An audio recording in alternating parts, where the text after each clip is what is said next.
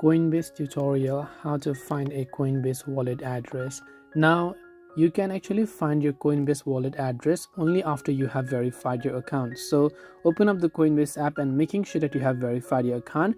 Now it's important to also remember that it depends upon which wallet address you want to copy, because if you want to copy Bitcoin wallet address and you're trying to receive it, you have to find the Bitcoin wallet address. If you're trying to send Ethereum from other wallet to Coinbase, you will need Ethereum wallet address. Either way, what you have to do is once you launch the Coinbase app, tap on the multiple dots icon from the top left of the screen there, and over here one of the options that you will find here is known as settings. So simply go to this receive option right here, right?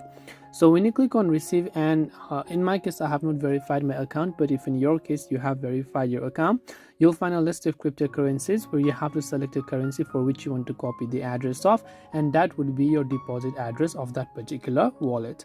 This way you will be able to find a Coinbase wallet address. I hope that this video helped you. If you have got any questions, feel free to leave them down below.